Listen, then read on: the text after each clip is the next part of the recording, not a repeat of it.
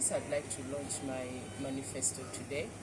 I'm an aspiring candidate in the seat of President of UMA, and I've had experience, and that is one of the reasons why I should be trusted, because I've been on before, and I've had time to learn, I've had time to understand the seat and what it entails. There's still room for there's more to learn, definitely, but I think I am ready to start, and I want to start now. So I advocate for unity, I advocate for continuity and for strength. The last 2 years haven't been easy, but there's so much that we've been able to achieve, even in the considering all the problems that were there.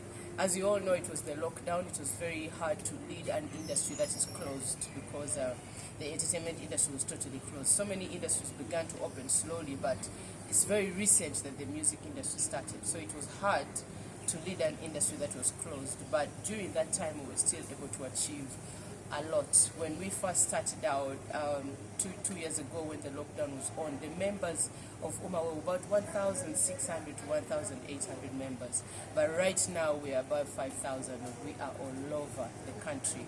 With the help of MSC, we had a country tour that helped to mobilize all these artists, and UMA is recognized, it's unified, and we're much more. One of the things that I want to embark on when I become president is getting the membership from 5,000 to 10,000 at least for the next 2 years. UMA right now is arguably the most active, the most vibrant, the most visible, most progressive of all the associations under NCF. NCF is the National Cultural Forum, which is the national custodian of the arts and culture sector. In 2020, there was undeniable disorganization. You guys saw we were fighting against each other, and we took these fights everywhere, including all the way to Gulu, and there was a lot of division in the music industry. But under my leadership, through several meetings, a lot of dialogue, some organized by Operation Wealth Creation, some organized by MSC, and some by ourselves, we managed to unite artists. We managed to reconcile artists and bring the big artists, the upcoming artists, the established artists, and the ones that have just been established. We put all of them together. In the beginning, we wanted to have the producers and the promoters all together, but we realized that if we want this thing to move smoothly, you might not bang in the association a year. So we became the most visible and the strongest association, which is UMA, and that is how the other associations either died out or just stopped fighting UMA, and now we're fighting together and not against each other. That's one of the things we managed to do. We also reconciled UMA's relationship with UPRS. We had a lot of mistrust issues with UPRS.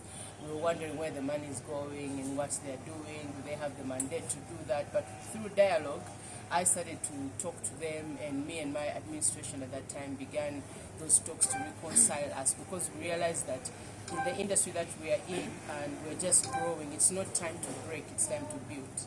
Whoever is there is still in a learning process, so we decided to speak to the CMOs like UPRS, URSB, and now our relationship is smooth. Even the relationship between artists and the producers, there were artists who wanted to claim 100% of all the royalties, and yet the producers wanted a cut from it.